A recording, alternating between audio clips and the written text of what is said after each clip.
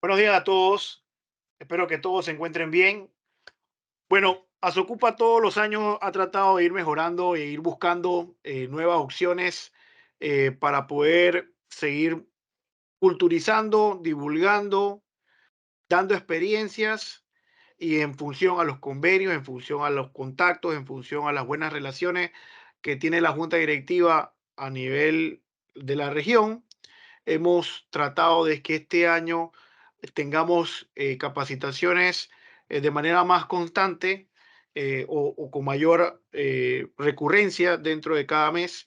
Y ya tuvimos una sesión el viernes pasado. Ahora venimos con una nueva sesión acompañados de nuestro amigo Juan Medrano, quien es presidente de JIA Global Compliance, experto en el área de antilavado de dinero, con más de 20 años de experiencia en el sector financiero internacional, muchos de ellos en la posición de Compliance Officer en diferentes instituciones financieras. Es licenciado en Administración Comercial titulado por la Universidad Central de Venezuela, con especialización en Planificación Global, certificado como especialista antilavado de dinero y es asesor en materia de la ley de BCA, AML, OFAC para instituciones financieras de Florida, Puerto Rico y Latinoamérica. Hoy él nos va a apoyar y asesorar y dar sugerencias y recomendaciones de cómo llevar a cabo investigaciones de manera más efectiva. Entonces, los dejo con ustedes a Juan Medrano y espero que este seminario o este webinar sea de su completo agrado. Además, a Juan Medrano lo va a acompañar otro compañero que se llama Amílcar Blanco, al cual le damos la bienvenida. Y bueno, la pantalla es toda suya, Juan. Bienvenido. Muchísimas gracias, Gabriel. Y en verdad te felicito a Socupa por la iniciativa y por la oportunidad. Creo que es un buen comienzo de cómo transmitir, como tú muy bien lo dices, conocimiento y compartir experiencias con ustedes en Panamá, sin olvidar que Panamá es un centro financiero internacional de importancia, que tiene incidencia en toda Latinoamérica, Europa, Estados Unidos, por lo que Panamá significa y sus instituciones. Entonces, desarrollamos esta presentación un poco para traerles cómo nosotros visualizamos el tema de las investigaciones desde J Global Compliance y nuestra experiencia con reguladores, con auditores y con nuestros propios clientes, ¿no? Entonces, ¿qué es una investigación? Es el proceso en el cual se reciben los referidos de actividad inusual o potencialmente sospechosa para su revisión exhaustiva. Importante, señores. Las investigaciones tienen que ser un proceso que debe estar documentado en las instituciones financieras. Debe haber una política, procedimiento que rija el tema de las investigaciones. ¿Por qué? Porque si no, puede la institución estar enfrentando algún tipo de observación o crítica desde el punto de vista de que no hay procedimientos uniformes para llevar una investigación. Una investigación, como muy bien lo estoy diciendo, es una revisión exhaustiva. No debemos confundir el tema cuando estamos analizando una alerta a cuando estamos realizando una investigación. Cuando estamos analizando una alerta, nos estamos focalizando en una transacción o pares de transacciones. Ya cuando estamos haciendo una investigación, es una revisión más profunda donde vemos al cliente en su totalidad y lo vamos a estar viendo más adelante. Y además, una investigación es lo que nos va a permitir decidir si se presenta o no un reporte de actividad sospechosa. Un referido de actividad sospechosa, inusual o potencialmente sospechoso puede venir de distintas fuentes. Puede venir justamente por la actividad de monitoreo que lleva la institución, porque el cliente excede su perfil. En los procesos de apertura de cuenta también puede haber algún referido para una investigación. Un cliente que comenzó un proceso de apertura, no terminó dando la información, se niega a dar información, hace preguntas que son preguntas que nos llaman la atención. Entonces, en el proceso de cuenta también se puede hacer un referido de una investigación, ¿ok?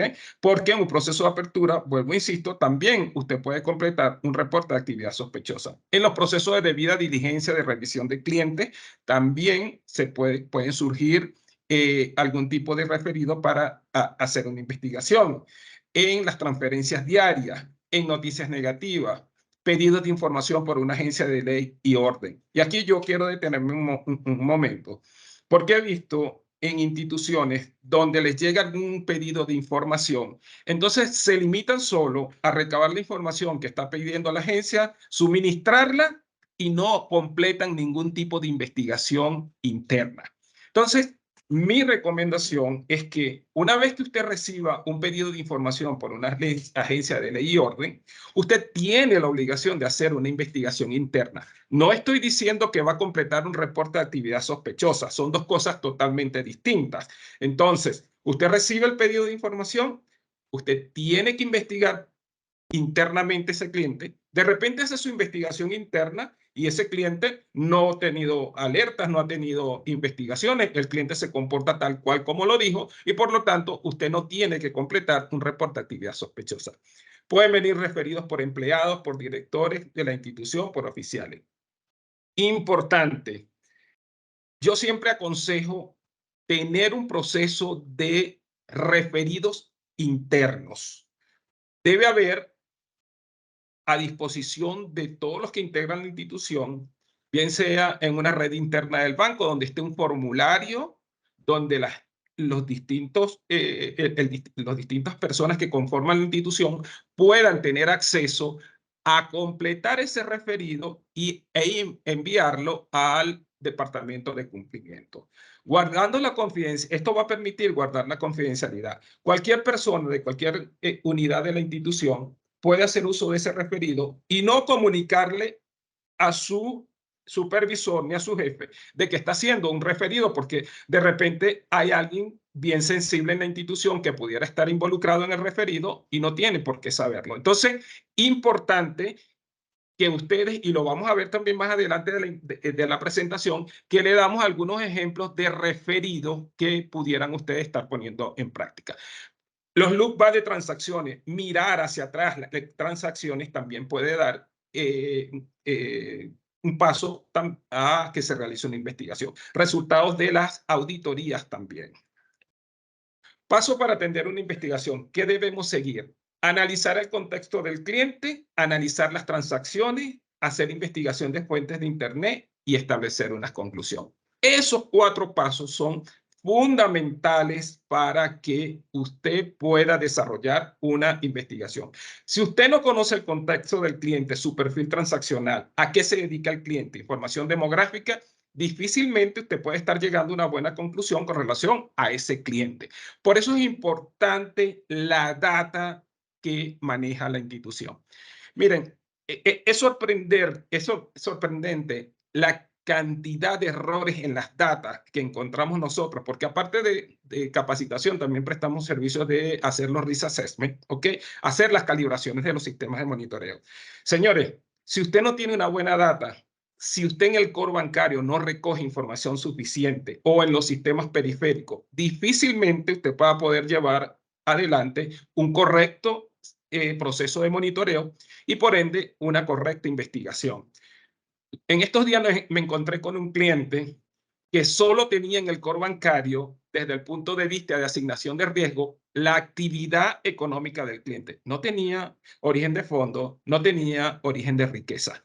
Señores, esos son elementos fundamentales que usted tiene, porque no solo es para hacer una investigación, para asignar el riesgo del cliente, usted tiene que conocer información como origen de los fondos, origen de la riqueza, la actividad esperada, la jurisdicción del cliente, los ingresos del cliente. Todo eso es lo que le va a permitir a usted poder conocer el contexto del cliente, el análisis transaccional.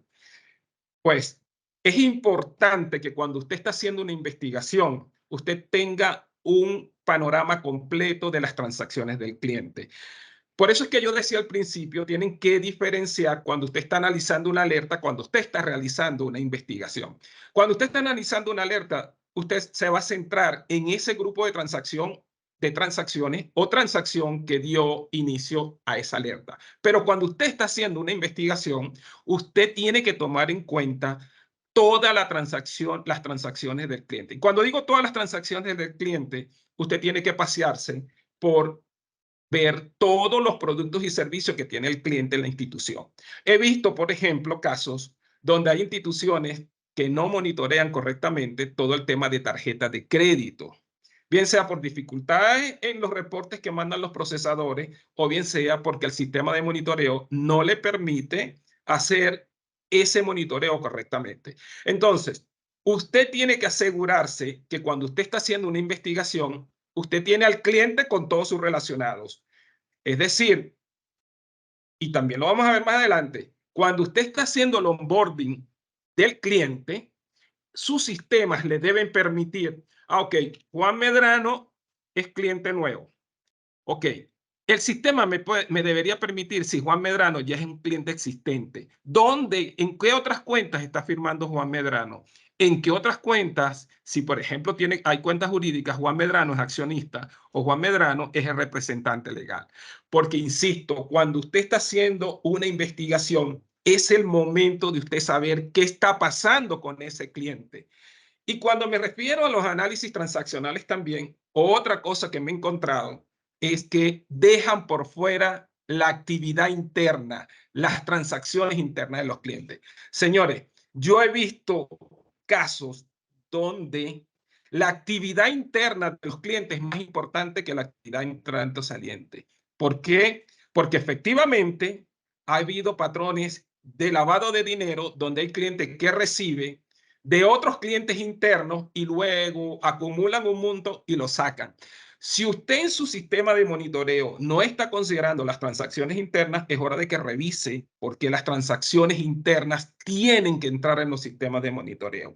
Y cuando usted está haciendo una investigación, usted tiene que revisar las transacciones internas, las transacciones que salen y entran de la institución, todo lo que es ACH, todo lo que es tarjeta, todo lo que es cheque, si el cliente tiene préstamo, todo eso lo tiene que investigar. ¿Por qué? Porque ha habido patrones de actividad sospechosa, por ejemplo, cómo es que el cliente paga su tarjeta de crédito. Y usted lo puede agarrar en una investigación. Oye, este cliente alimentó su cuenta, le llegaron estos fondos, inmediatamente pagó la tarjeta, consumió nuevamente, volvieron a entrar otros fondos por otra vía. Ese es el contexto transaccional que usted tiene que fijarse. Elementos que impactan el proceso de investigación: recabar información importante demográfica del cliente, conocer el propósito de la cuenta, la actividad esperada. Señores, he visto en instituciones donde no se pregunta cuál es la actividad esperada del cliente. Si usted no conoce la actividad esperada del cliente, entonces difícilmente va a poder llegar a una conclusión en una investigación que ese cliente está moviendo esa cuenta de acuerdo a su perfil. Al momento de la vinculación, conocer con cuál otro cliente existente está relacionado, beneficiario, accionista, como representante legal. Conectar todos los productos y servicios que le presta la institución al cliente. Crear códigos de transacciones para que todas las transacciones que realizan los clientes en la institución, incluida la actividad interna, sea considerada. Parametrizar correctamente el sistema de monitoreo. En caso que no toda la actividad de monitoreo, que toda la actividad de monitoreo no se concentre en un solo sistema, usted debe conocer desde cuál otra fuente usted puede estar generando reportes para una investigación, como por ejemplo las tarjetas de crédito, como por ejemplo los préstamos. He visto que casi le cuesta mucho a los sistemas de monitoreo monitorear la actividad de préstamos. Entonces usted tiene que ponerse en contacto con el departamento de préstamos y al momento de usted estar recabando la información, debe preguntar: ¿qué préstamos tiene este cliente? Porque usted tiene que conocer cómo es que usted en esa investigación el cliente está pagando esos préstamos. Insisto, esto lo que le va a permitir es tener una fotografía completa del cliente. Recuerden que cuando se está haciendo una investigación es el momento de saber qué está pasando con ese cliente en la institución. La disposición de los expedientes debidamente documentados y actualizados. Importante que la información que se pida para actualizar información repose en un solo sitio, en el expediente del cliente, que no se quede en los correos de los analistas, porque he visto eso. He visto que bien sea un proceso de investigación o un proceso de debida diligencia. Se piden documentos como actualización de los ID, actualización de los estados financieros, y cuando usted va al expediente, usted no encuentra esa información. Entonces, el analista, espérate un momento, que yo lo pedí y se quedó en su correo. Eso hay que evitar. Conocer las alertas que ha generado el cliente. Usted no puede hacer una investigación sin usted tener un reporte de las alertas previas que ha tenido el cliente en las distintas cuentas y productos que tiene. ¿Por qué? Porque efectivamente eso también le puede facilitar el trabajo. Ok, estoy revisando estas transacciones. Quiero ver de estas transacciones cuáles fueron que cayeron en una alerta y revisar cómo fueron contestadas estas alertas. He visto casos donde en una investigación se revisa una transacción que ha caído previamente en una alerta y el analista ha cerrado esa alerta diciendo que no es nada sospechoso, pero el área de investigación o quien está realizando la investigación sí encontró que eso era sospechoso. Entonces, por eso es lo importante cuando usted está haciendo esa investigación, tener ese reporte de las alertas, conocer si el cliente ha generado investigaciones previas, conocer si al cliente se le ha llenado reporte de actividad sospechosa previa, ver si esas transacciones que usted está revisando en ese momento cayeron en algún reporte, cayeron en alguna alerta o cayeron en una investigación previa. Si es un cliente de alto riesgo, mantener actualizada la revisión anual de los clientes. Ayuda muchísimo las revisiones anuales que se le realizan a los clientes. Usted tiene que contar con ese reporte donde se revisó la actividad anual del cliente. Si es política del banco visitar un determinado o de la institución visitar un determinado cliente, usted también debe contar con ese reporte. Que el área de investigación esté suficientemente capacitada para llevar adelante la investigación. Que existan políticas y procedimientos claros con relación a cómo llevar adelante una investigación. Errores comunes, falta de formación adecuada, sesgos en la investigación, que de repente hay prejuicios sobre, por ejemplo, los PEP, por ejemplo, los sujetos obligados no financieros. Usted tiene que deslastrarse de ese tipo de sesgos y hacer una investigación objetiva. No seguir los procedimientos establecidos, eso es también un error común. Falta de análisis detallado. Y le voy a mostrar algunos ejemplos más adelante, donde cuando usted ve el formato, el resumen de la investigación, es muy descriptivo, se habla mucho, pero usted no ve allí detalles de cuáles fueron las operaciones o las transacciones que se analizaron y cuáles fueron sospechosas. Uso inadecuado de las herramientas tecnológicas, no actualizar las políticas y procedimientos, falta de confidencialidad, ignorar el contexto más amplio, no considerar el contexto de la actividad del cliente, falta de seguimiento. Información que usted debe solicitar en un proceso de investigación. Información interna, el expediente del cliente, como lo dije, reportes de alertas, reportes de investigación, reportes de actividad sospechosas previos, reportes de debida diligencia previos, informes de visita, reporte con todas las relaciones que mantiene el cliente. Es decir, por eso es importante, revisen sus sistemas de monitoreo, revisen su core bancario. ¿Por qué? Porque si los sistemas que ustedes tienen no tienen la capacidad de poder hacer esa relación de un cliente que es firmante en una cuenta, es firmante en la otra, es director en otra, pero también es representante legal. Si usted en su sistema no tiene esa capacidad, usted se está quedando corto en la investigación. Las relaciones son fundamentales a la hora de hacer una investigación.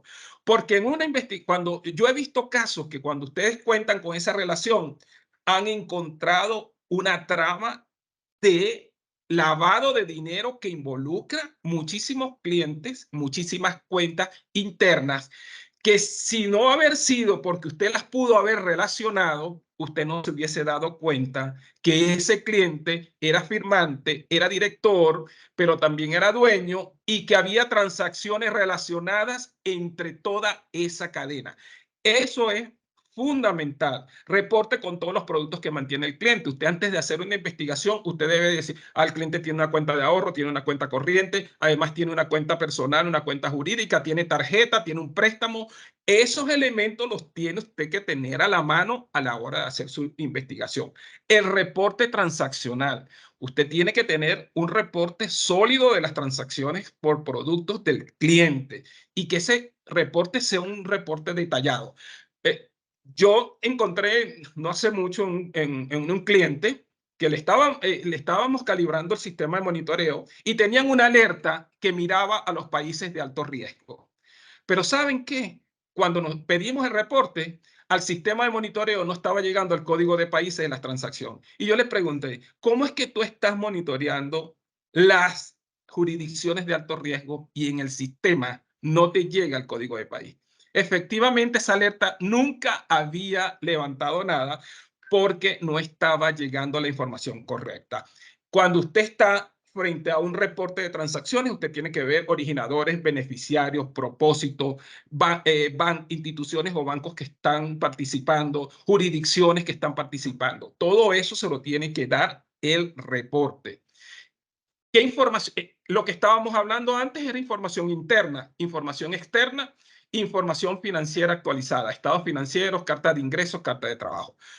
Yo no concibo una investigación sin que usted, por ejemplo, a una empresa sin que usted tenga los estados financieros. Y no vamos a pretender dar una clase de estados financieros en esta oportunidad porque esto es un seminario que traté, primero que hablo mucho, ¿no? Así que a veces me tienen que parar y se me meter un seminario que hacemos de 2 días en hora y media, 2 horas, me ha costado muchísimo, pero estoy haciendo un esfuerzo. Más adelante vamos a ver algo de estado financiero, porque, como siempre lo he dicho, los oficiales de cumplimiento hoy por hoy tienen que ser los Superman, los superhéroes. Saber de estadística, saber de matemática, saber de criptoactivo, saber de inteligencia artificial, saber de todo. Entonces, importante que el que está haciendo una investigación debe conocer cosas básicas de un estado financiero. ¿Por qué? Porque un estado financiero le puede estar diciendo muchísimo sobre el movimiento en una cuenta. Y lo vamos a ver con un ejemplo de una empresa constructora y es un ejemplo real que conseguimos, ¿no? Entonces, porque además también puede ser un problema para el analista que pidió los estados financieros, no los sabe leer, los deja allí, pero cuando viene un auditor y te pide el expediente, que sabe leer el estado financiero y te va a decir, oye, pero este estado financiero, esta empresa es una empresa de construcción, ¿ok? No tiene activos fijos por ningún lado. No tiene inventario por ningún lado, pero usted concluyó de que eso no era sospechoso.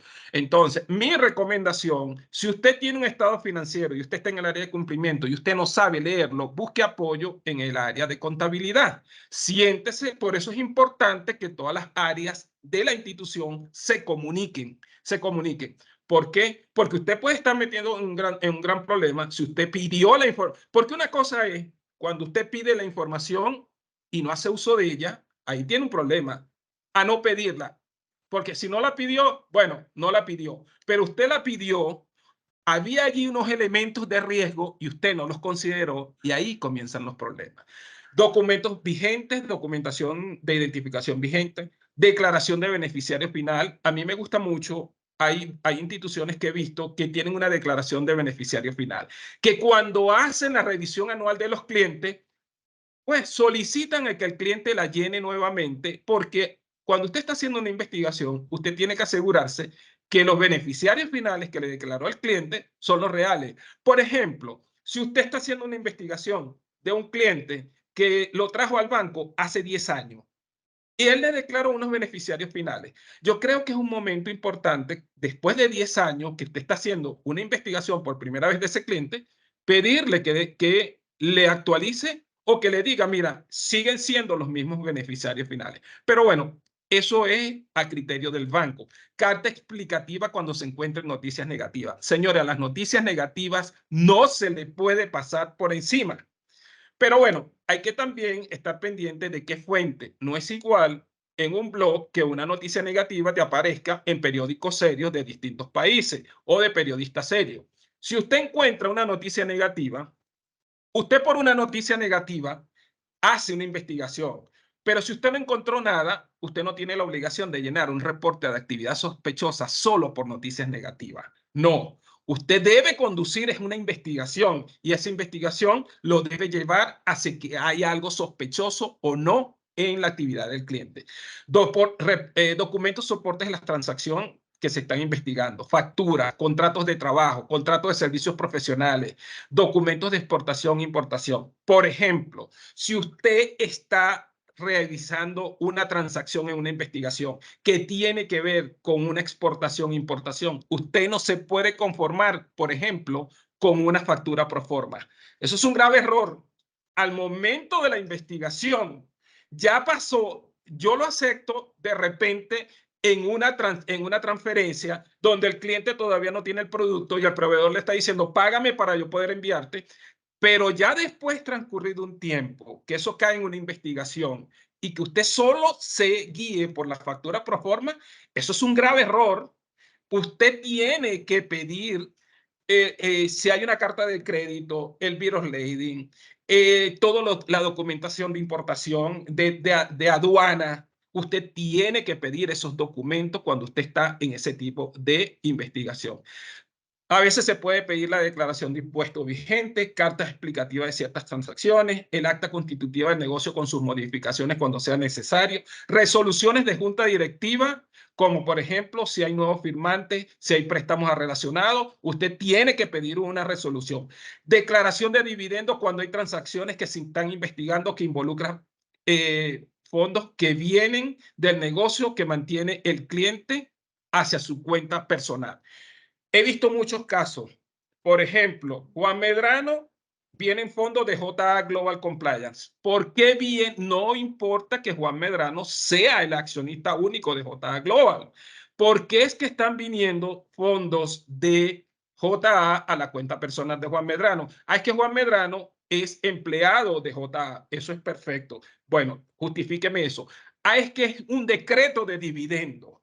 Efectivamente, debe haber una resolución de asamblea donde se decretan dividendos y donde se puede demostrar que se paga un dividendo, ¿ok? Donde, donde se distribuyen unas utilidades, eso tiene que quedar documentado. He visto una costumbre de no documentar transacciones sin originero, sin beneficiario. Si Juan Medrano está enviando dinero a su cuenta en el Banco X en Panamá y ese dinero viene de la cuenta de Juan Medrano en su cuenta Y en España, muchos dicen, es el mismo que se está enviando. Pues señores, déjenme decirles que Juan Medrano en España puede estar recibiendo fondos de corrupción, fondos que están violando las sanciones y luego están llegando a Panamá a su cuenta y usted tampoco preguntó absolutamente nada. Hay que quitarse esa filosofía de que si es el mismo cliente, no pregunto. Tiene que preguntar porque efectivamente eso no está eximiendo de que el cliente pudiera estar en un tema de lavado de dinero. Documentos que soporten incorporación de nueva línea de negocio. Juan Medrano es consultor en cumplimiento, pero ahora Juan Medrano está vendiendo computadoras. Bueno, Juan Medrano tiene que explicar muy bien cómo es que en su línea de negocio ahora él está metiendo ventas de computadoras, ¿no? Información de las contrapartes que están en una transacción, que le haga sentido las contrapartes. Juan Medrano, que es consultor, está recibiendo un pago de un banco X, como banco, como tal, como su operación. Porque Juan Medrano le dio una capacitación al banco, porque Juan Medrano le hizo un análisis. Juan Medrano está pagándole a una compañía de computación. Porque Juan Medrano compró un nuevo paquete de un software, compró computadoras. Esas son las cosas que hay que buscar en una investigación. Yo siempre he dicho que para trabajar estos temas lo que hay que tener es sentido común. Usted puede tener todas las certificaciones del mundo, pero si usted no tiene sentido común, usted no va a poder hacer el proceso. La línea del tiempo para preparar una investigación. Yo había puesto aquí números de días, pero un compañero que está en nuestra firma, que también vive en Panamá, me dijo, en Panamá no te establecen esos tiempos. así como los establecen, por ejemplo, en Estados Unidos. En Estados Unidos, nosotros, después de haber culminado con una investigación que se concluye que es sospechosa, hay 30 días para presentarlo a la unidad de inteligencia financiera o a FinCEN. Entonces, la línea del tiempo: se presenta un referido, se analiza el referido, se solicita información interna y externa. En otro punto de esa línea comienza la investigación, se analiza toda la información. En otro punto culmina la investigación y se presenta un reporte. En otro punto, si la investigación es positiva, se prepara el reporte de actividad sospechosa, y el otro punto es presentar el reporte de actividad sospechosa. Señores, por eso es la importancia de tener un manual de política y procedimiento para investigaciones. Y esta línea del tiempo que ustedes tienen aquí, ustedes la pueden ajustar a su regulación y a sus políticas internas. Pero sí debe haber. Yo he encontrado casos donde ha habido un referido al Departamento de Cumplimiento y han pasado 100 días y nadie ha tocado ese referido. ¿Por qué? Porque efectivamente no hay una política que te establece los tiempos que tú tienes que trabajar el referido. Tampoco hay una política que te diga cuándo tienes que preparar la investigación. Mi consejo es que ustedes preparen su investigación, porque vuelvo y repito, no es lógico que usted se quede con un referido muchísimo tiempo. Solicitudes de información que usted haga a los clientes. Debe haber una política. Bueno, primer pedido de información. El segundo pedido de información, si no la recibo, 15 días. El tercero, 15 días más. Si usted en los 30 días no recibe la información, ya eso es para que usted prepare un reporte de actividad sospechosa, porque el cliente no le ha suministrado la información. Pero todo eso tiene que estar escrito, todo eso tiene que estar en un proceso documentado, tiene que estar en un flujograma para que todo el mundo esté claro cómo es que tiene que actuar en estos casos. El análisis del contexto del perfil del cliente: usted tiene que establecer quién es, dónde está, dónde opera, qué actividad económica hace, qué tipo de relación tiene con la institución. ¿Cómo comprender a las instituciones registradas en Panamá? Revisar sus estatutos en el registro público, revisar a sus directores en el registro público, consultar si es un RUC activo, consultar el aviso de operaciones en Panamá. Esos son elementos básicos. Voy a tomar mucha agua porque yo vengo saliendo del COVID y se me seca la garganta. Entonces, estos son elementos que ustedes tienen allí en Panamá. Perfil transaccional.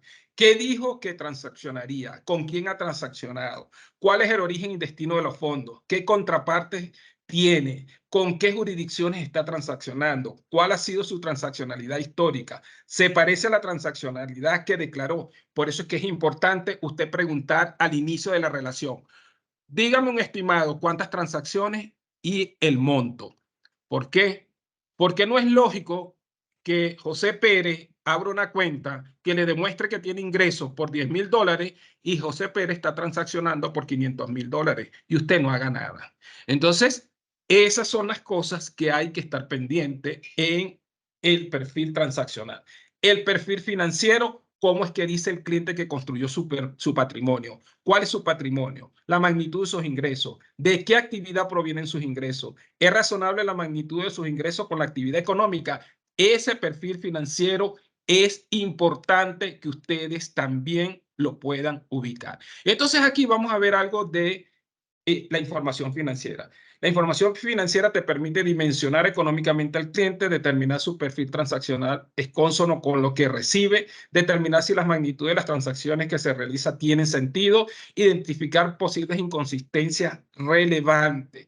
¿Dónde está esa información? En las cartas de empleo, cartas de trabajo, información laboral, formatos de conocimiento del cliente, información sectorial de cada país, estados financieros auditados o no, declaraciones de impuestos sobre la renta, información pública en Internet. Allí usted puede estar encontrando información. Fíjense esto: en un formato de conocimiento del cliente dice que son 6,000 sus ingresos, pero está diciendo que su actividad esperada son de 10,000 a 15,000.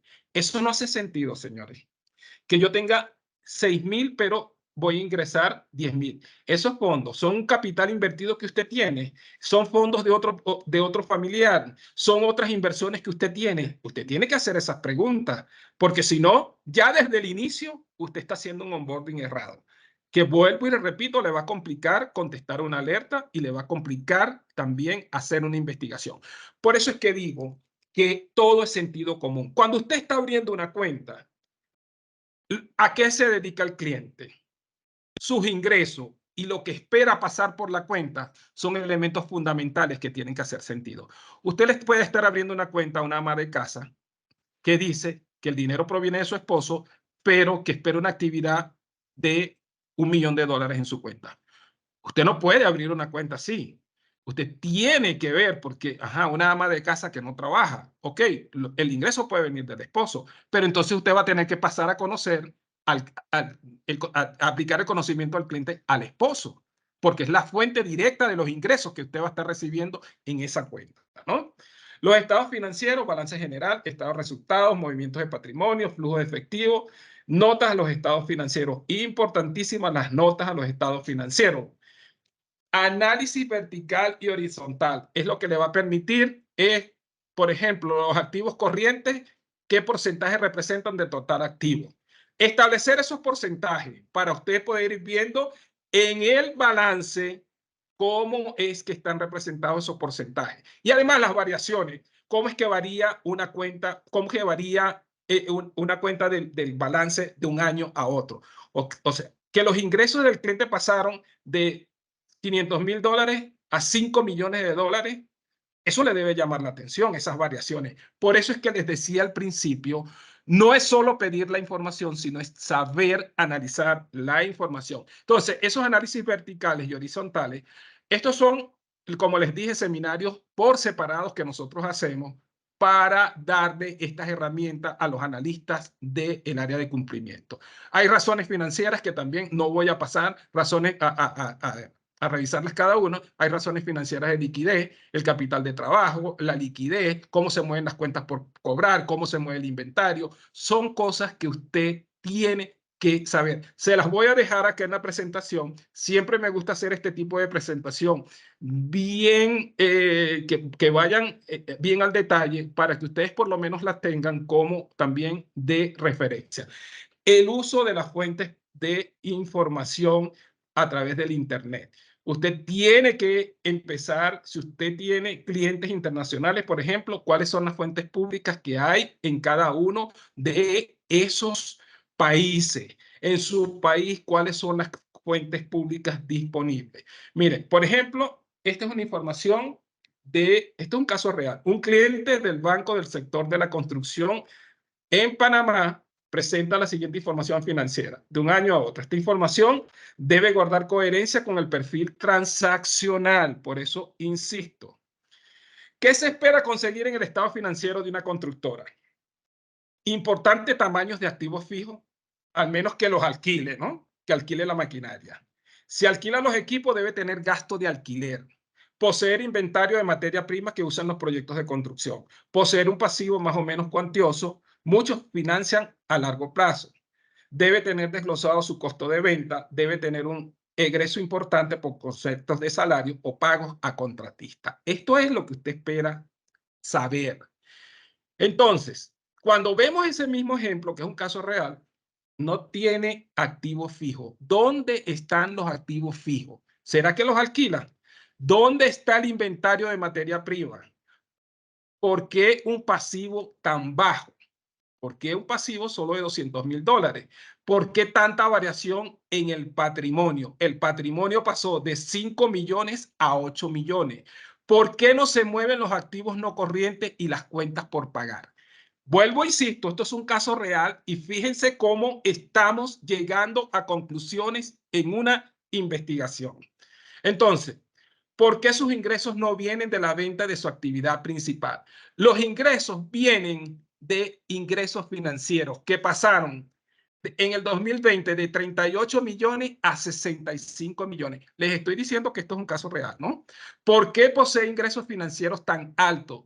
¿Financiará lo que construye? ¿Dónde está en el activo el principal de lo prestado? Cuentas por pagar. ¿Por qué no colocarlo como créditos otorgados a largo plazo? ¿Por qué solo remunera salarialmente a los socios? Si alquila la maquinaria, ¿por qué no vemos un gasto por alquiler? ¿Por qué vende sostenidamente activos fijos si ya vimos que casi no tiene, señores? Fíjense que no había activos fijos en el balance, pero en el estado de resultados tiene una partida que dice venta de activos fijos por 4.500.000.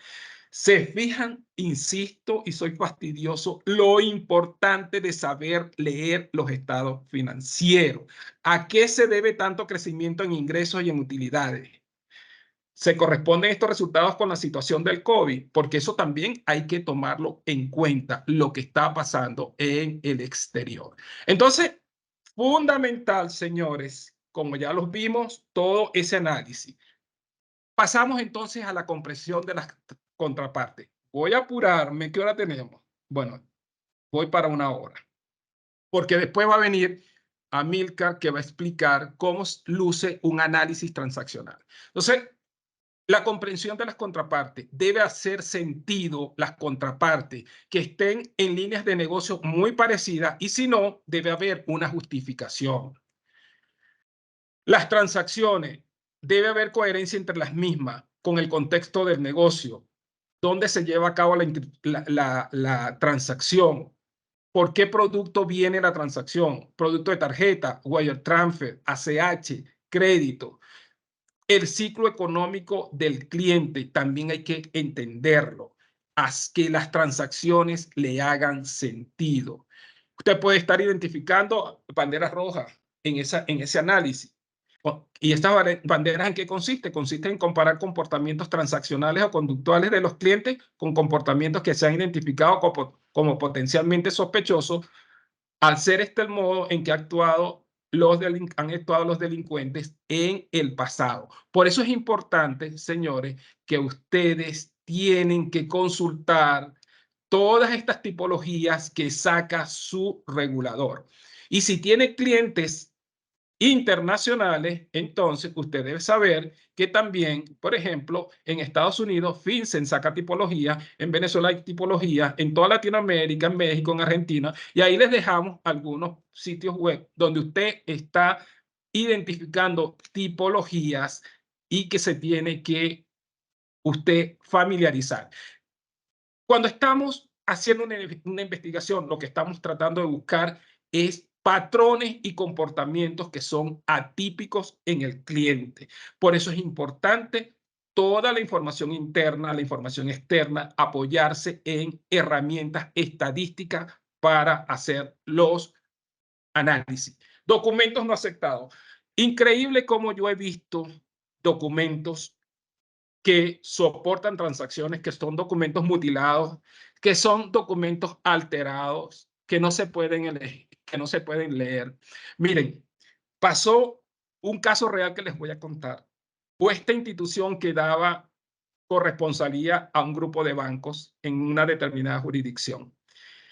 ¿Qué encontró el Departamento de Cumplimiento del banco corresponsal? Que habían facturas que se pagaban en distintos bancos a los que ellos le daban corresponsalía en esa jurisdicción. Es decir, un cliente que tenía cuentas en distintos bancos y utilizaba la misma factura para soportar transacciones en los distintos bancos. Cuidado, por ejemplo, si usted está haciendo una investigación y usted encuentra facturas que son secuenciales. Usted encontró en la transferencia que hicieron en enero la factura 1 y en la transferencia que hicieron en mayo la factura número 2. Señores, eso debe llamar la atención. Esa secuencia de numeración les debe llamar la atención. Documentos sin firma. Entonces usted tiene una transacción que está soportando un contrato, pero usted tiene un contrato que no tiene firma. Eso no puede ser. Documentos y soportes donde cantidades, nombres, geografía u otros no concuerdan. Entonces tiene escrito en letra un monto y en número tiene otro monto. Usted ve que son facturas montadas. Es más, que usted ve hasta que se montaron sobre otra factura. Todo, convertirnos en policías prácticamente, ¿no? Documentos con fechas de efectividad distantes a la fecha de la transacción. factura de documentos alterados, facturas pro forma, cuidado con las facturas pro forma, como ya lo vimos, documentos de difícil o imposible verificación. Revisando la actividad relacionada a transferencia. Aquí yo le voy a dejar una serie de banderas o elementos que usted tiene que revisar. Y pasamos a revisar algunos. Determinar si los fondos son enviados o recibidos de parte de la misma persona o distintas personas. Por ejemplo, usted está haciendo una investigación y encontró que Juan Medrano es su cliente, pero entonces Juan Medrano está recibiendo de 100 personas fondos. Ustedes saben que Panamá está en la ruta de los migrantes, está en el tema de trata humana. Entonces, cuidado con eso. ¿Por qué?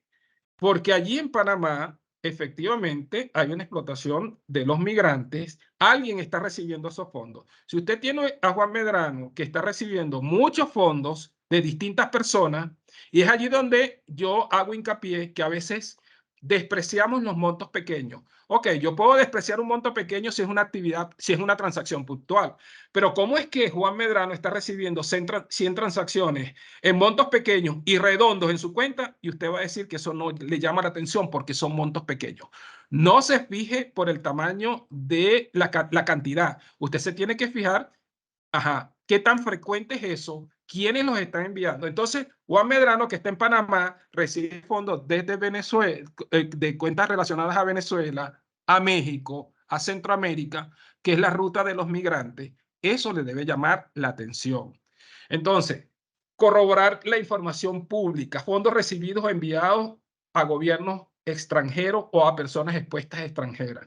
Entonces, aquí tiene elementos que les voy a dejar para avanzar, porque quiero irme, por ejemplo, a otro tipo de valoración de riesgo que usted tiene que hacer. Cuando usted está revisando las transacciones y tiene transacciones internacionales, usted tiene que verificar qué jurisdicciones están envueltas en esas transacciones y verificar qué jurisdicciones de alto riesgo está usted con las cuales usted está lidiando. Entonces, importante el tipo de las transferencias, ver patrones, las jurisdicciones si son jurisdicciones de alto riesgo, las organizaciones sin fines de lucro.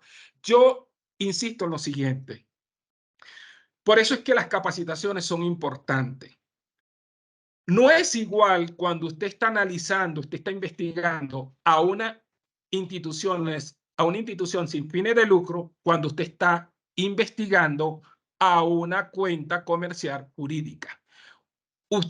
Su objetivo es distinto. ¿Por qué? Por ejemplo, ¿qué es lo que usted va a buscar cuando usted está viendo una institución sin fines de lucro? Si esa institución está siendo utilizada para temas de corrupción, para temas de financiamiento de terrorismo, ¿no? Porque esos son de las principales banderas que usted tiene cuando está mirando una organización sin fines de lucro. Entonces yo he visto investigaciones sobre organizaciones sin fines de lucro donde pierden totalmente el foco de lo que quieren buscar. Entonces se van porque pareciera que es una actividad comercial lo que están buscando. Entonces hasta piden quiénes son los accionistas de la organización sin fines de lucro.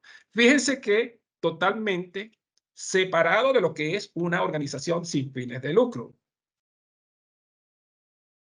Por eso es que es importante, al igual cuando usted está contestando una alerta, si usted tiene una alerta de PEP, por ejemplo, de personas expuestas políticamente, ahí lo primero que le viene a la mente es corrupción, pago de comisiones, que sea un testaferro.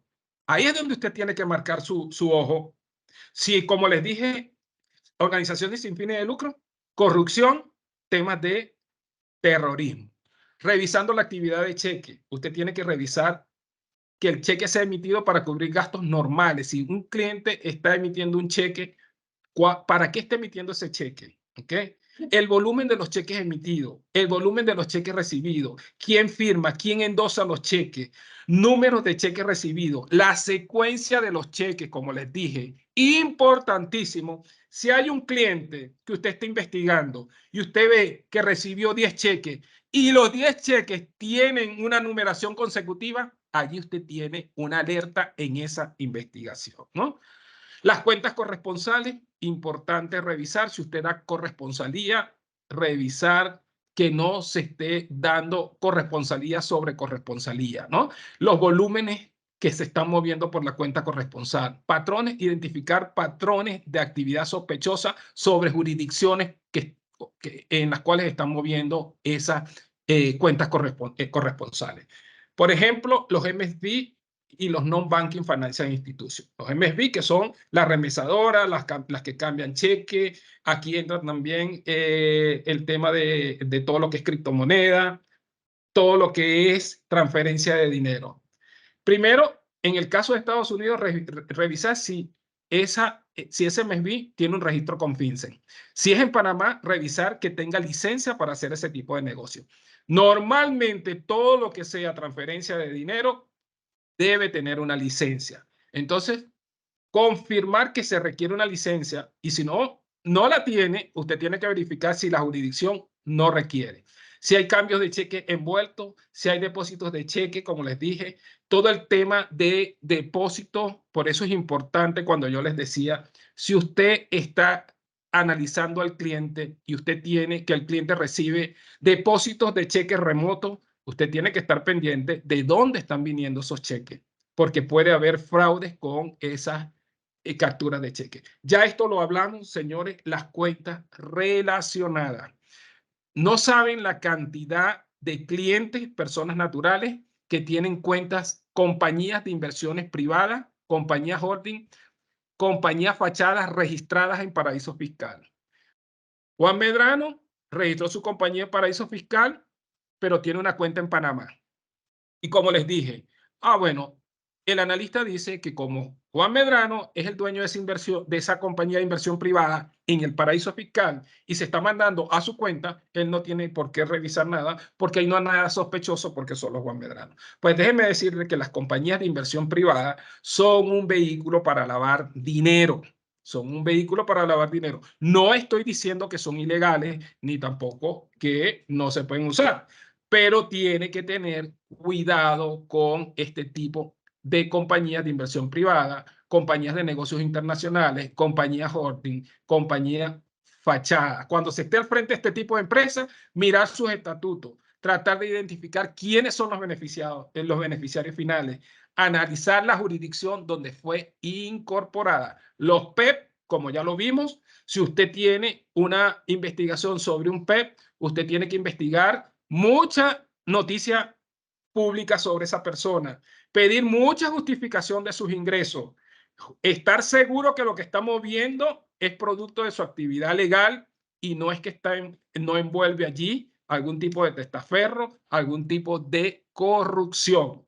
Las fuentes por internet, ya saben, aquí les dejo algunos tips sobre el tema de las fuentes por internet. Como ya les dije, esto también es un seminario privado que nosotros damos, un seminario separado que nosotros damos, donde les enseñamos a buscar y cómo buscar, hasta les enseñamos cómo crear su perfil falso para meterse, para que no sepan que es usted que está buscando información. La fuente, miren, ahora con la guerra de Rusia con Ucrania, ¿saben cómo están llegándole a los relacionados de Putin? A través de las fotos que hay públicas, a través de fotos públicas. Entonces, a veces estamos haciendo una investigación y usted le dice al cliente, le manda a preguntar a través de su ejecutivo de cuenta, ¿usted conoce a Juan Medrano? No. Ni sé quién es Juan Medrano, pero usted se metió en Instagram, usted se metió en Facebook y usted encontró al cliente abrazado y tomándose unos tragos con Juan Medrano. Entonces, importante la información pública, la verificación de la información. Las conclusiones para finalizar una investigación. Una investigación tiene que tener una conclusión, ¿ok? Y esa conclusión debe reflejar el análisis que usted hizo.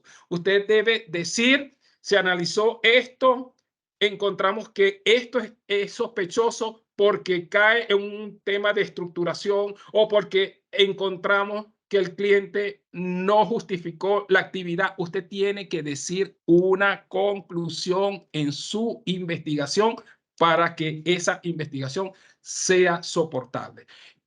En el informe escrito de la investigación, usted debe hablar del perfil del cliente, la información del referido o de esa alerta, información de las contrapartes, información transaccional, información relevante que haya encontrado en información pública, la documentación utilizada, el historial de alerta. Estos elementos deben estar presentes en una investigación. Por eso es que yo hago énfasis cuando comencé que no es igual contestar una alerta, no es igual a que usted haga una investigación, porque en una investigación le vaya a llevar mucho tiempo y hay otros elementos que están inmersos en el tema.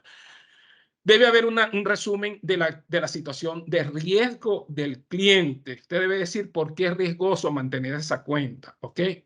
Insisto en la conclusión y debe haber una decisión sobre esa investigación. Usted debe recomendar si se modifica el perfil de riesgo del cliente, si se hace un reporte de actividad sospechosa o no, si se recomienda cerrar la cuenta. Usted debe recomendar eso. Una cosa es recomendarla, por eso es importante la discusión de las investigaciones con el supervisor o el oficial de cumplimiento. Observaciones levantadas, y creo que ya estamos llegando casi al final, por auditores y reguladores en temas de investigaciones. No se documentan las investigaciones que no culminaron en un reporte de actividad sospechosa.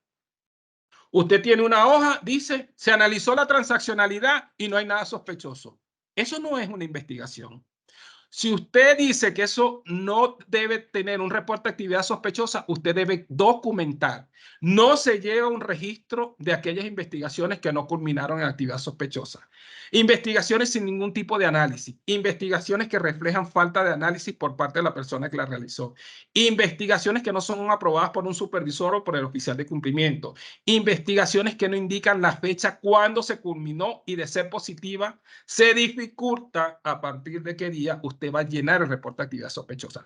Si usted tiene una investigación, usted la cerró y usted no pone la fecha, bueno, ahí eso puede descansar por meses y va a llegar el supervisor, va a llegar, perdón, el regulador o un auditor y le va a decir, y es que, ¿cuándo es que usted va a llenar el reporte de actividad sospechosa? Porque usted concluyó en su investigación de que tenía que llenar un reporte de actividad sospechosa y lo concluyó en mayo del 2023. Estamos en enero del 2024 y usted no ha llenado un reporte de actividad sospechosa. Investigaciones que no incluyen toda la relación del cliente, que no incluyen todos los productos, instituciones que utilizan distintos formatos en el proceso de investigación. Esto es importantísimo y le vamos a mostrar algunos ejemplos. Señores, en las investigaciones hay que tener un formato único. Entonces vemos distintas personas que hacen las investigaciones y utilizan distintos formatos y por lo tanto distinta información, distintas formas de presentar la información. Bueno, aquí tienen otras. Aquí vemos un modelo de formulario de investigación. No les estoy diciendo que sigan este, lo van a tener, pero fíjense, es algo que haga sentido. Información general del cliente, quién es el cliente, arriba si es un referido, la fecha de referido, el caso de investigación, el nombre del cliente, el total depósito, los préstamos, país de residencia, motivo de esa revisión. Esa revisión son por alerta, por un ROS, por seguimientos de informe de revisión periódica, por orden de un proceso legal, información de la cuenta, propósito declarado de la cuenta, firmantes en la cuenta, línea de negocio, cuentas relacionadas. En la parte transaccional, analizar toda la transaccionalidad del cliente por renglones. Esta cuenta, veo todo lo que son transferencias internas, cheques, préstamos, revisar qué va diciéndole cada una de esas formas. Aparte, entonces, luego tenemos el final de la conclusión. Medidas adoptadas, la naturaleza de los depósitos, transferencias, ¿van de acuerdo a la línea de negocio del cliente? ¿Sí o no? Los retiros, el tamaño y volumen de los depósitos, los volúmenes transaccionales en moneda extranjera, alguna actividad transaccional del cliente carece de evidencia de transacciones comerciales. Usted puede hacer preguntas e ir recomendando allí. La recomendación final, si usted recomienda un reporte de actividad sospechosa o no. Eso debe venir revisado por el oficial de cumplimiento y en algunos casos hemos visto que las investigaciones también van al comité. Entonces allí también hay un espacio para el comité. Fíjense, modelo de log para las investigaciones. Usted debe llevar un registro de las investigaciones. Entonces aquí tiene el número secuencial, el número de cliente, a qué se dedica, el número de cuenta, el estatus, si está abierta, si está cerrada, el estatus del caso de investigación, la razón para erradicar un ROS, la fecha inicial de la investigación. Esto es un modelo de lo que ustedes pueden implementar. Eso va a estar allí en su presentación. Y aquí tenemos entonces también modelos de referido.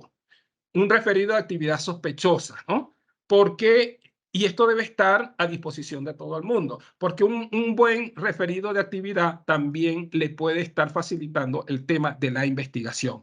No es llenar un referido, el referido porque vi que el cliente no me contestó 3 veces el teléfono. Eso no es eso no es un referido. El referido debe tener sustancia. Usted debe llenar eso, lo debe llenar. Aquí tenemos un reporte de investigaciones donde, fíjense, ahí hay algunos detalles sobre, hay distintas formas. Esto, por ejemplo, comienza con una introducción que el departamento de cumplimiento revisó tal cuenta, detalles de la investigación, según nuestro registro, el cliente es una sociedad de responsabilidad limitada, habla del cliente, entonces habla de la experiencia del departamento de atención al cliente, habla de algunos documentos, pero en sí, por eso es que le decía, cuando hacemos algo tan lineal, a veces perdemos la información. Por eso es importante tener un formato único. Esto también allí lo van a tener. Déjenme ver si yo le voy a dar, ya entonces voy a parar para que Amilcar le muestre muy rápidamente cómo es que se analizan las transacciones. Voy a parar entonces de compartir para ver entonces Amilcar para que compartas tú. Perfecto, Juan. Denme un segundito, por favor. Saludos a todos. Gabriel, un gusto. Saludos a todos los amigos de Asocupa. Me da un segundito para poder mostrar aquí mi pantalla.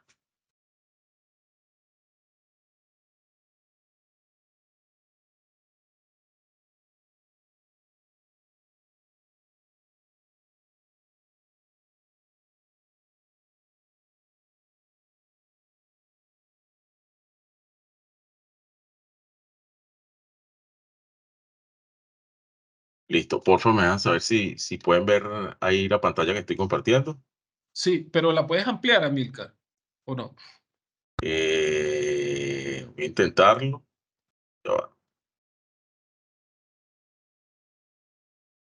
Si Ahí no, está bueno, un poquito más grande. sí, perfecto. Ok. Bueno, un gusto saludarles. Por acá, Milcar Blanco. Formo parte del equipo de JA Global Compliance. Lo que es la parte del equipo de estadística, ¿sí? El que hacemos todo lo que es los análisis transaccionales y también apoyamos en el servicio de consultoría en lo que es el análisis de datos, ¿sí?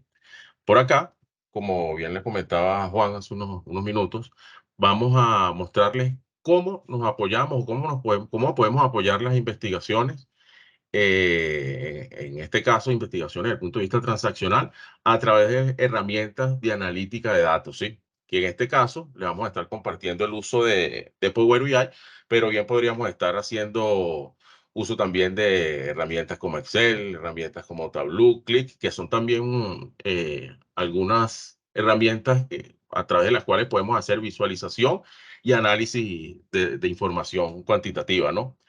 Entonces, un poco para comentarles, esto es un dashboard en el que nosotros vamos a analizar lo que es la actividad transaccional de un cliente, ¿sí? Que es objeto de una investigación. Y por aquí les voy a ir como que pasando por las distintas secciones y la razón por la que se incluyen estas secciones en este panel de visualización, ¿no?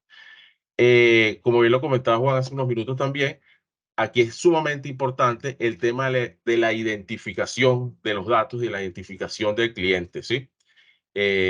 Para ello, nosotros contamos con este panel superior en el que nosotros podemos estar visualizando quién es el cliente, que en este caso es el individuo P, que colocamos aquí como individuo P, que tiene esta actividad comercial, se dedica a lo que es la distribución de metales, ¿sí?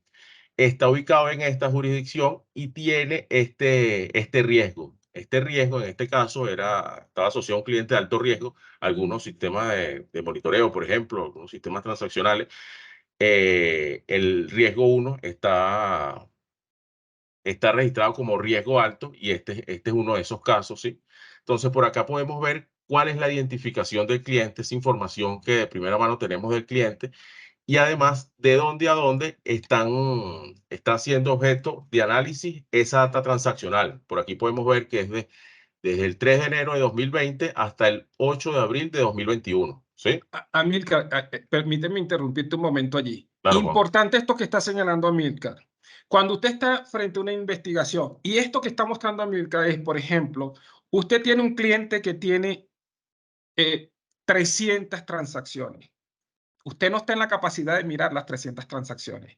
Usted debe desarrollar una metodología para ver de esas 300 que va a mirar. Y esto, el periodo de tiempo, no es igual cuando usted está revisando un cliente de bajo riesgo a un cliente de alto riesgo. Por política, por ejemplo, yo he visto, si usted está revisando un cliente de alto riesgo, tiene que revisar un año de transaccionalidad. Si usted está revisando un cliente de mediano riesgo, 6 meses, y si es de bajo riesgo, 3 meses. Eso debe estar claro en sus manuales y en su procedimiento. ¿Hasta dónde llega el alcance de revisión en una investigación? Y eso viene dado por el riesgo del cliente. A mayor riesgo, mayor periodo que voy a revisar. Adelante, Amílcar. Perfecto, gracias, Juan. Entonces, aquí podemos seguir con este panel superior del dashboard, en el que podemos identificar algunos elementos también importantes de la transaccionalidad, que son la cantidad de transacciones, un punto muy importante aquí. También los originadores y beneficiarios, ¿sí? Esto nos permite a nosotros cuantificar desde cuántos originadores está llegando dinero a la cuenta y por el lado de los beneficiarios, hacia cuántos beneficiarios está saliendo el dinero de la cuenta, que en este caso es dinero proveniente de 12 originadores y es dinero que sale de la cuenta a 27 beneficiarios, como lo estamos viendo ahí. El total transaccional también es un punto importante que nos permite identificar la dimensión de la transaccionalidad del cliente. Y por aquí vemos que en ese periodo que va de enero de 2020 a abril de 2021 se transaron un total de 99.8 millones de dólares, ¿sí? Entonces, aquí en este primer plano, nosotros estamos viendo qué es lo que hay a nivel transaccional, ¿sí? De quién es la transacción, de dónde a dónde va la transacción, cuál es la dimensión de esa transaccionalidad y además los tipos de transacciones que están involucradas en estos datos transaccionales. Nosotros por aquí podemos identificar esta segmentación en la que vemos que son transacciones internas y transacciones wire, ¿sí? Entonces, una vez que nosotros ya identificamos lo que es la transaccionalidad como tal, los datos, es importante esto que sea corroborado porque definitivamente esta parte de la identificación del dato también nos permite de alguna forma ver la calidad de los datos con los que estamos trabajando, que esto es un punto muy, muy importante, ¿no? Porque en la medida en que los datos tengan una calidad alta, en esa misma medida nosotros también vamos a tener buenos resultados en cuanto a los análisis que estamos haciendo sobre esta, ¿no? Entonces, por acá podemos ver que tienen todos estos tipos de transacción. Lo ideal sería analizar la transaccionalidad según las segmentaciones. Por un lado, podemos ver las transacciones internas y por otro lado podemos ver las transacciones wire. Aquí nosotros hacemos uso de este filtro, una de las bondades de Power BI, ¿no? Este dinamismo que se tiene para hacer análisis de la información. Y por acá estamos viendo un gráfico, ¿sí? En el que estamos identificando lo que es la actividad transaccional mes a mes, de forma acumulada, qué es lo que viene transando ese cliente mensualmente a través de sus transacciones internas. Por acá nosotros podemos ver que hay unos puntos rojos y unos puntos verdes, ¿sí? Unos puntos rojos y verdes en este gráfico que nos permiten identificar cuáles son las transacciones internal in o entrantes y cuáles son las transacciones internal out, las que están saliendo de la cuenta, pero que permanecen en la misma institución financiera. Esto tiene su razón de ser y es porque nosotros a través de estas esferas de colores podemos identificar de alguna forma cuál es la velocidad con la que entra y sale el dinero a través de transacciones internas de la cuenta del cliente, ¿sí? Nosotros cuando vemos por acá, vemos que aquí hay un promedio transaccional de lo que se acumula mensualmente de $180,000. Este promedio a nosotros nos permite identificar cuándo hay una transacción que se está desviando suficiente de lo que es la actividad transaccional mensual del cliente y cuándo no. Y eso nosotros lo podemos identificar por acá. Punto importante aquí en estos datos transaccionales. Nosotros vemos que hay un solapamiento solamente en dos casos de las esferas, de los círculos rojos y los círculos verdes. ¿Eso qué nos está indicando? Eso nos está indicando que hay velocidad alta de entrada y salida del dinero de la O sea, cuenta. ¿Qué es quiere decir, decir esto? cuando tú ves Ujú. que el punto rojo y el punto, yo lo estoy viendo amarillo o verde, se Ok, sobrepone uno sobre otro, eso está indicando que el dinero que entró, así mismo salió. exactamente. Y eso lo podemos identificar por acá. Por ejemplo, estamos viendo que en el mes de abril del año 2020, ¿sí? Ingresaron por transferencias internas $99,975, ¿sí? Y en en ese mismo mes salieron de la cuenta $99,975.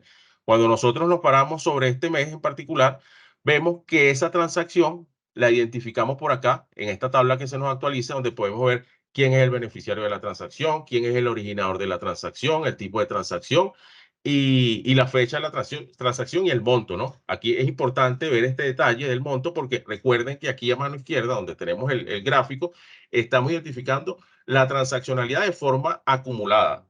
Si nosotros nos vamos a la tabla que está en este panel derecho inferior, nosotros podemos ver el detalle de lo que se está registrando en ese mes. Y aquí, en efecto, estamos viendo que fue una única transacción que ingresó y hubo también una única transacción que salió de la cuenta en ese mismo periodo por ese mismo monto. Esto nos da a nosotros indicios para quizás establecer una revisión más a fondo de todos los elementos que están alrededor de esa transacción como tal, ¿no? Porque cuando nosotros nos vamos aquí al gráfico, vemos que no es algo común, es algo que se está registrando en 2 meses durante todo el periodo para las transacciones internas, ¿sí? Y vemos que no es así que sucede durante los otros meses, ¿no? Estamos viendo aquí a lo largo del tiempo cómo esto se registra en estas dos oportunidades. Y eso de Entonces, alguna fíjense forma, cómo de ese universo, esa ¿no? transacción es la que me está llamando la atención, ¿no? Por eso Es es la así. importancia del análisis de la data, porque ponerse a analizar toda la información, pues no va a terminar nunca una investigación. Pero este procedimiento, esta metodología tiene que estar documentada, porque el regulador le va a llegar y le va a decir, ¿por qué solo analizaste esta y no analizaste el resto? Ah, bueno, porque yo metodológicamente tengo esto, lo preparó el departamento de cumplimiento, se llevó a la aprobación del comité y quedó aprobado y quedó documentado y efectivamente usted ha documentado su proceso de qué es lo que va a ver en ese universo. Adelante, Amílcar. Ok, perfecto, gracias, Juan. Entonces aquí estamos identificando algunos patrones inusuales dentro de esa actividad transaccional a nivel de las transacciones internas que nos llaman la atención y nos dan esos indicios para revisar más a fondo. Otro punto importante que nosotros estamos viendo, aquí nosotros podemos visualizar, como les decía hace unos segundos, que el promedio transaccional de la actividad acumulada mensualmente es de $180,000.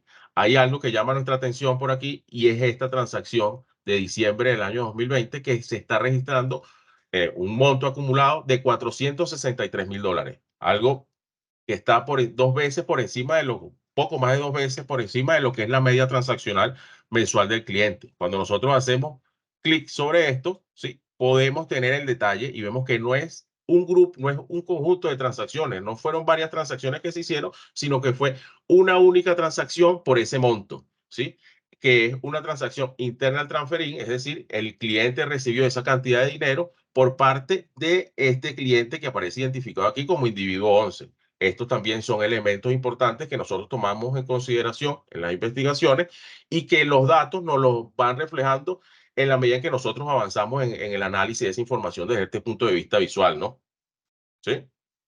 Entonces, por acá vamos a deshacer el filtro. Vimos lo que es el análisis de la información transaccional de las internas. Quizás también es importante también ver por acá que contamos con esta tabla. Esta tabla que está por acá a mano derecha nos está diciendo dentro de toda esa actividad transaccional de que se da internamente en la institución financiera, vemos para este cliente en particular que existen unas transacciones de montos redondos que se ubican en el mes de noviembre y que ascienden a $150,000.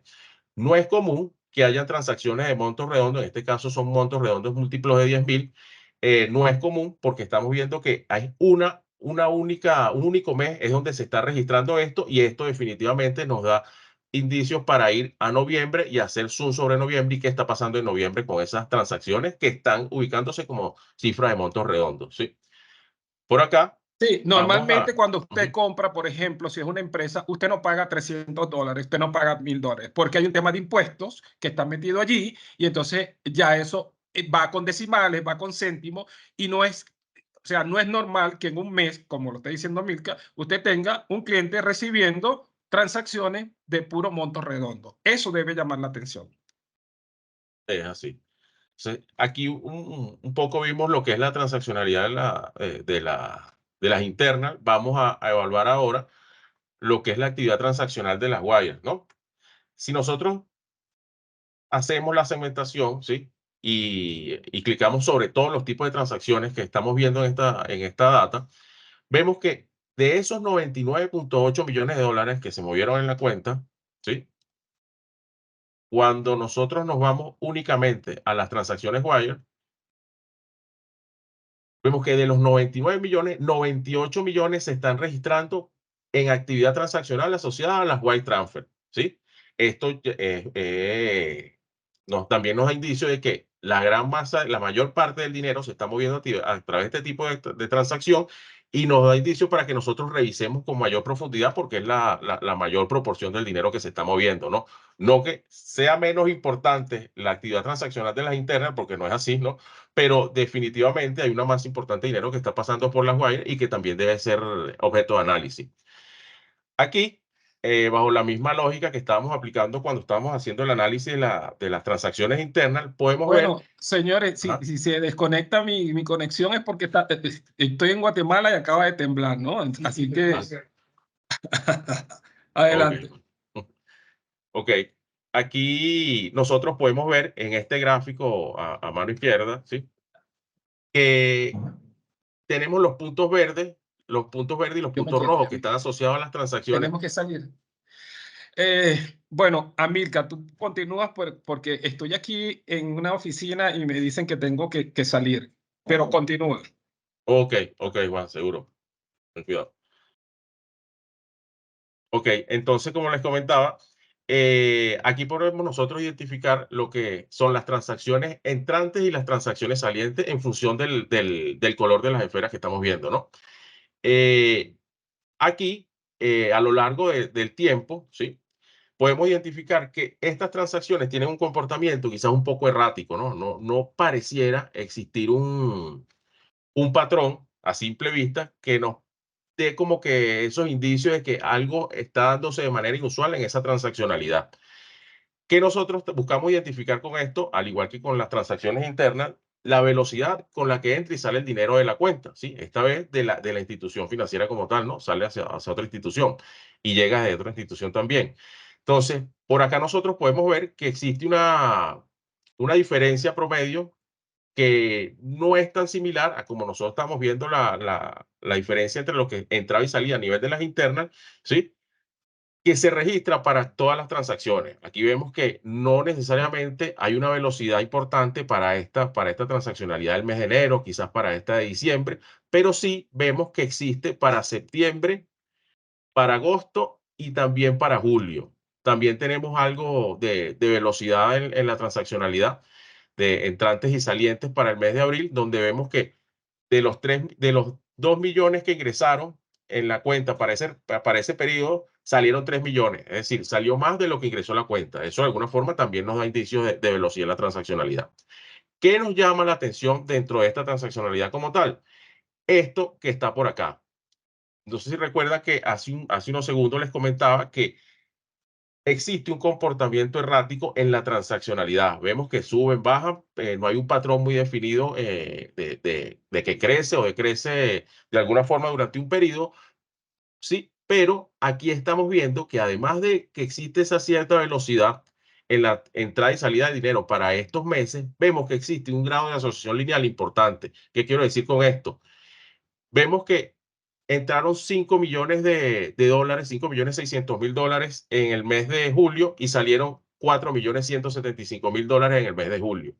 Por acá vemos que entraron $3.300.000 en el mes de agosto y salieron $1.900.000 en el mes de agosto. Y una situación similar para septiembre, en la que ingresan $1.800.000 y sale prácticamente la mitad de la transaccionalidad. ¿Qué nos está diciendo esto?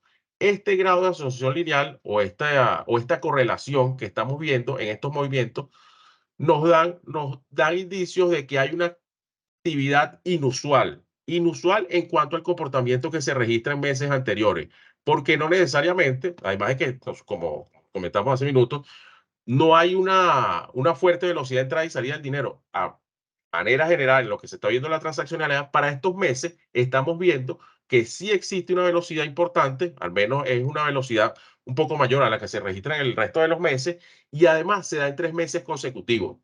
Estos patrones en donde nosotros vemos correlación también nos dan como que esas señales de que habría que hacer foco en esa transaccionalidad, a ver cuál es el objeto de esas transacciones, hacia dónde está yendo el dinero, desde dónde viene, etcétera. Por ejemplo, si nosotros hacemos clic sobre esta transaccionalidad del mes de julio, vemos que esos 5 millones se dividen en una transacción de 5.494.000 y una transacción de $190.000. Una transacción bastante importante, una transacción bastante alta en lo que se da para este mes. Y esto definitivamente nos permite aquí identificar elementos puntuales de la transaccionalidad que nos van a ayudar a la hora de hacer las investigaciones, ¿no? A la hora de hacer la investigación. Un punto importante también para tomar en consideración, y que lo comentaba Juan hace unos minutos, es la actividad transaccional que se da en las jurisdicciones de alto riesgo, ¿sí? Cuando nosotros nos vemos, vamos a analizar lo que son las transacciones entrantes, vemos que hay poca, desde el punto de vista de la proporción, poca transaccionalidad desde jurisdicciones de alto riesgo, ¿sí? Transacciones que entran de jurisdicciones de alto riesgo hacia la cuenta del cliente. Vemos que no es tan prominente aquí el monto en comparación a lo que es. Pero cuando nosotros hacemos clic sobre esto, vemos que estamos ante $968.000 que se están moviendo desde jurisdicciones de alto riesgo. Si nosotros nos vamos a ella, ¿sí? ¿Qué nos conseguimos por acá? Que son transacciones, las dos transacciones que les comentaba hace un minuto, 190.000 y por este lado 778.000, que asumen los $900.000 que estábamos viendo, que se mueven desde jurisdicciones de alto riesgo, que vienen desde estas dos jurisdicciones, de México y de las Islas Caimán. Definitivamente, aquí esto nos hace hacernos algunas preguntas. ¿Por qué estas transacciones desde estas jurisdicciones? ¿Qué relación tienen estos clientes o estas personas que están haciendo estas transacciones con la actividad comercial de este cliente que nosotros estamos analizando? ¿Sí? Entonces, es importante también como que hacer esa segmentación de la transaccionalidad en función de las jurisdicciones y el riesgo de estas, pues. Por eso les queríamos mostrar esto por acá. Al igual que lo que es las transacciones entrantes, también vamos a ver las transferencias salientes. Vemos que existe una parte importante de esas transferencias que van hacia jurisdicciones de alto riesgo y que las podemos identificar nosotros aquí a través de esta tabla, ¿sí? Entonces, este dinamismo definitivamente a nosotros nos ayuda a la hora de hacer una investigación y es sumamente importante porque nos permite avanzar de manera muy rápida en estas investigaciones y llegar a resultados quizás tempranos, ¿no? No es lo mismo quizás analizar esto desde esta perspectiva del dashboard desde Power BI que desde Excel, que bien se podría hacer también en Excel, pero quizás con este dinamismo que se tiene en Power BI es más expedito, ¿sí? Hay algo también que queríamos mostrarles a través de estas visualizaciones y es cómo podemos nosotros identificar el flujo de dinero, cómo se da esas transacciones que salen de la cuenta o que entran a la cuenta y hacia qué individuos van o hacia qué cuentas van, ¿no? Por ejemplo, nosotros estamos viendo por acá en este gráfico cuáles son los beneficiarios que reciben mayor cantidad de dinero de todas las transferencias wireout que salen de la cuenta del individuo P, ¿sí? Que es el individuo que es objeto de análisis, de investigación acá. Nosotros vemos que a través de la cuenta salieron $47.987.000. Ahora, ¿cómo se distribuye esa suma, ese monto en función de los beneficiarios? Cuando nosotros nos vamos acá, vemos que de esos 47 millones, la mayor proporción de ese dinero salió hacia una cuenta de un individuo identificado como individuo 23 en 14 transacciones. Cuando nosotros hacemos clic sobre esto, podemos identificar todas esas 14 transacciones y ver los montos asociados a esta, el individuo que la recibe, como es este mismo que estamos nosotros identificando ahí, hacia qué jurisdicciones están saliendo las transacciones y otros detalles que bien podríamos incluir en esta tabla de detalle de la transacción, como el transaction reference, la actividad comercial del individuo, etcétera, ¿no? Entonces, este gráfico es sumamente importante y es de mucha ayuda para identificar el flujo del dinero.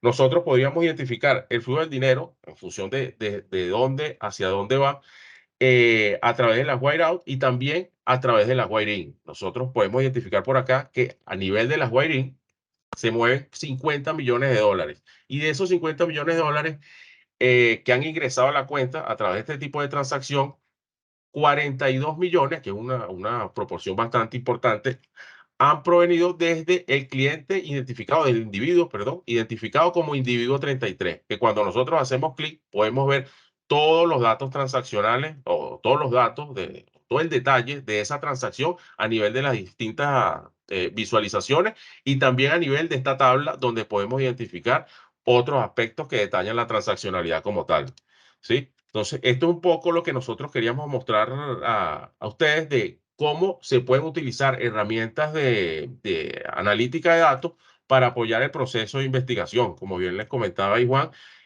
tratamos de condensar esto en un espacio de una hora y media, pero esto está asociado a capacitaciones, a talleres formativos que nosotros hacemos para la aplicación de estas herramientas de analítica comercial para el apoyo de las investigaciones. ¿Sí? Bueno, Entonces, muchísimas gracias, muchísimas gracias. ¿Me escuchan? ahí te escucho perfectamente, Juan. Sí, muchísimas gracias por tu aporte. Yo no sé si dejas de compartir porque quería compartirle algo muy rápido. Es un formulario de una investigación completada que tenemos donde te lo hago llegar junto con la presentación, Gabriel, para que lo difunda. Y Ok. bueno, nada, de verdad que muchísimas gracias. Espero que todo lo que hemos revisado en la mañana de hoy les sirva como herramienta a la hora de hacer una investigación. Y estamos a la orden, Gabriel, para seguir colaborando con Asocupa en distintos seminarios, porque creo que tenemos una gran responsabilidad con todo esto y el tema de poner nuestro granito de arena contra el tema del lavado de dinero, el terrorismo y la proliferación. Así que, bueno, Juan, Amílcar, les agradezco el tiempo. Siempre, Juan, a la distancia de una llamada. Así que les agradezco a todos por participar en el día de hoy. Que pasen muy buen día y estamos conversando. Hasta luego, señores. Muchas Gracias. gracias. Hasta luego. Feliz tarde. Saludos. Saludos.